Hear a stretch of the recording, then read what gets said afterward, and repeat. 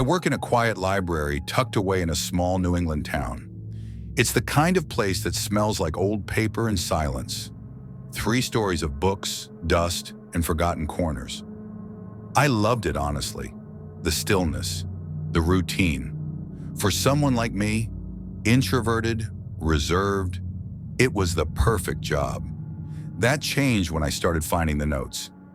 It was a Thursday evening, just before close, when I found the first one. I was reshelving a returned copy of Wuthering Heights. As I flipped through to check for damage, a piece of yellowed paper slipped out. In delicate, slanted handwriting, it read, "You look sad today. I hope tomorrow is brighter for you." There was no name, no signature. I smiled, thinking it was a sweet message left by a previous reader. People did that sometimes. Little bookmarks, doodles, underlines. But then I found another one. A week later, in a poetry anthology, "Your laugh on Tuesday was the best sound I've heard in months." My stomach twisted. Tuesday? I'd been helping a group of kids during story time. I had laughed once when a little boy tried to eat a glue stick, but that wasn't recorded. It wasn't on social media. The only way someone could have known was if they were there, watching. Still, I told myself not to panic until the third note. I was reshelving in the upper archives, an off-limits section rarely used except for research. The air is different up there. Still, heavy. The book was an old ledger from the 1800s, barely touched in years. The note was wedged deep inside. "You smell like lavender and printer ink. I like that." I froze. I do wear lavender lotion, and I use the old printer near the archive desk. No one should know that. That night I checked the library's security footage, what little we had. A single grainy camera covered the main floor. The archives had nothing. Most of the building didn't, and the admin budget was always too tight for upgrades. Still, I watched the last week's footage on fast forward, hours of empty hallways, except at 6:03 p.m. last Thursday. A shape appeared near the archive staircase, just for a frame or two, a figure in a hoodie walking backward into the stairwell, like the tape was glitching. I tried to pause, rewind, nothing. The shape was gone. I brought it up to my boss, Greg. He dismissed it as an editing glitch, said the library was creaky and full of stories. He laughed it off, but he wouldn't look me in the eye. After that, I started staying late to investigate on my own. I was obsessed. I checked every returned book, every shelf, every nook in the archives. And then I found the room. It was behind a false shelf in the basement, a maintenance access panel slightly ajar. I only noticed because I dropped my pen and it rolled into the gap. Behind the shelf was a crawl space. Inside, a tiny chair, a blanket, an empty water bottle, a flashlight, and dozens of books, all from our library. Every single one had notes, dozens and dozens of them, all about me. Some were innocent. She hums when she thinks no one's listening. She bites her nail when she's nervous. But others? If I took her picture while she sleeps, would she still look peaceful? I almost reached out and touched her hair today. I could live inside her skin and never be lonely again. I ran, called the police. They swept the library, sealed off the space, took fingerprints, said it looked like someone had been living there for months, maybe years. But no one was found, no arrests, and the notes didn't stop. Now they show up in my bag, in my car, once inside my pillowcase. The most recent one? You can move, you can run, but you'll always be a story I want to read again and again. I teach yoga, evening classes mostly, restorative, candlelit sessions that attract stressed-out professionals trying to find peace at the end of their day. It's a small studio downtown, nothing fancy, but it has a charm. Polished floors, warm salt lamps, in quiet music that drifts through the halls like incense smoke. I started teaching there 2 years ago. At first, it was just a side hustle, something I did for extra income and to keep myself grounded. But eventually, the job became part of my identity. I got to know the regulars by name. I'd see the same familiar faces show up each week, tired, stiff, tense, and leave lighter, smiling. That's what I love most about the work. Helping people feel safe. I don't feel that way anymore. It started about 8 months ago. A new student joined the Wednesday night class. He was tall, probably mid-30s with short cropped hair and an athletic build. He never spoke much, just nodded hello and laid his mat dead center in the front row. I always remembered new faces. He stood out not because he did anything strange at first, but because he didn't do anything at all.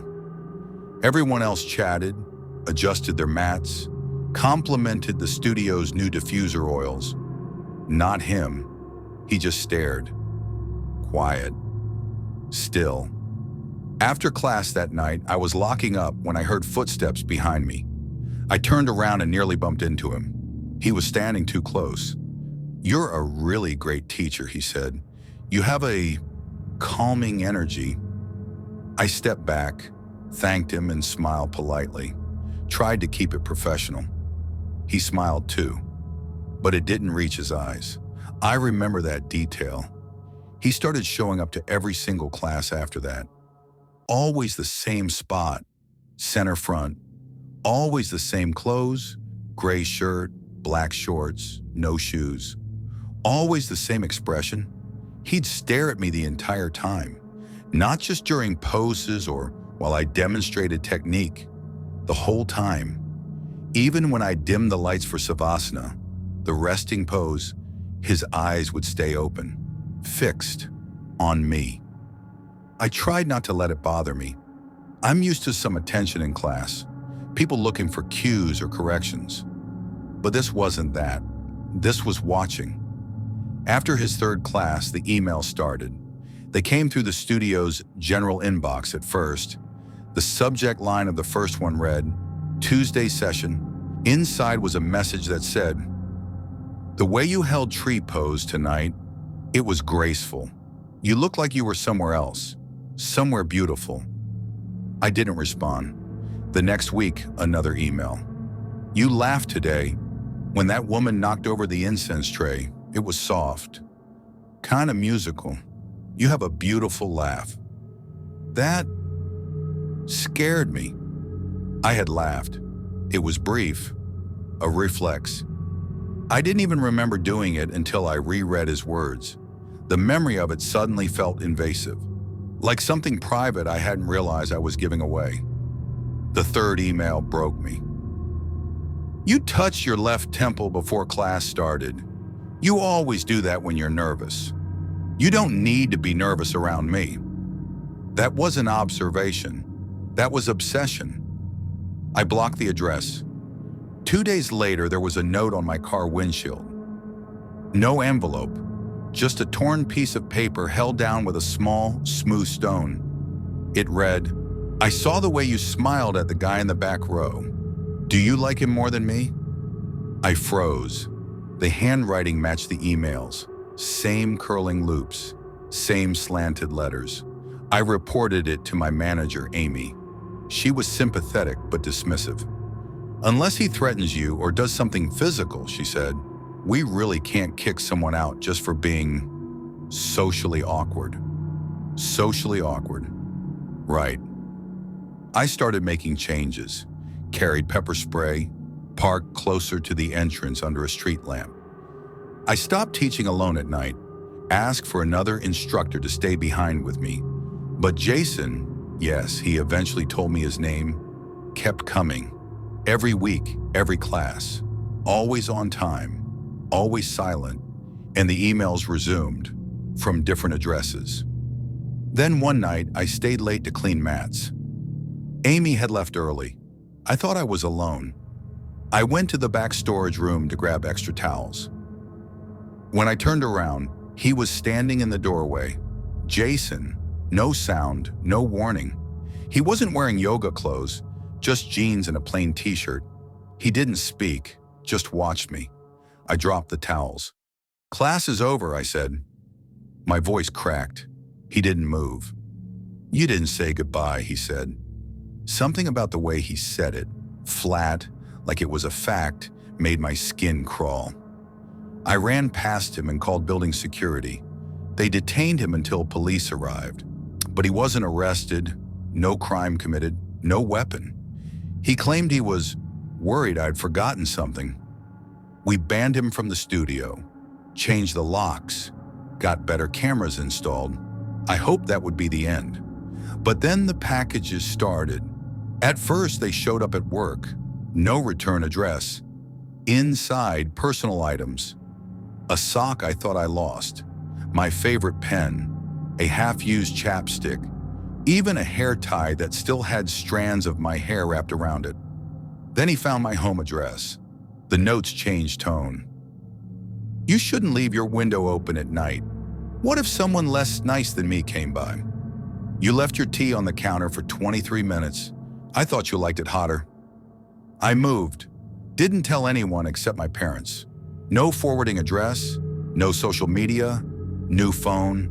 Weeks went by. Nothing. I let myself breathe again. Then I got asked to sub for a friend, one night only, at a wellness retreat center outside the city. I agreed. It was a one-off. A peaceful mountain lodge surrounded by trees. I told myself it was a fresh start. When I walked into the class and laid out my mat, I scanned the group. And there he was, front row, dead center, Jason. He was smiling. I froze. And then he mouthed the words, "I never left." I moved into my new apartment at the end of March, desperate for a fresh start. This place was perfect. Cheap rent, quiet building, tucked into a sleepy suburb. Just me, my cat Molly, and a view of the woods outside my bedroom window. The neighbors mostly kept to themselves, which I liked. The woman above me worked nights, so I rarely saw her. The guy across the hall, apartment 3B, was the only one who ever tried to talk. He introduced himself the day I moved in. "Name's Paul," he said. "If you ever need anything, I'm just across the way." He was tall, clean cut, had this weird stillness about him, the kind of guy who smiles with his mouth but not his eyes. Something about him made my skin crawl, but I figured I was just being paranoid. I was still dealing with a breakup after all. At first, everything seemed normal. Then little things started happening. I'd come home from work and find the chain on my door was unhooked, just slightly. Once my bathroom mirror had fogged over like someone had showered, but I hadn't. Molly started hiding in the kitchen cabinet, hissing at shadows. I changed my locks, bought a doorbell camera, asked the landlord if anyone had keys to my place. He just shrugged and said the previous tenant had gone in a hurry and didn't leave forwarding info. That stuck with me, gone in a hurry. One night I was watching TV when I heard a knock at my door. It was almost 11 p.m. I looked through the peephole. It was Paul. I didn't open it. "Hey," he said softly through the door. "You left your car lights on." I hadn't. I looked out the window. My car was dark. I stayed silent. A few seconds passed. Then he knocked again, this time louder. "I can help you," he said. "You shouldn't be alone." I still didn't answer.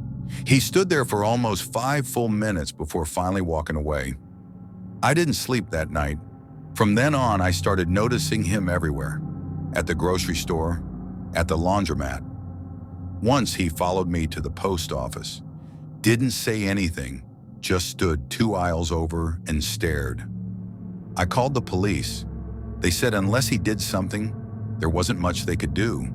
So I started documenting everything. Photos, videos, times and dates.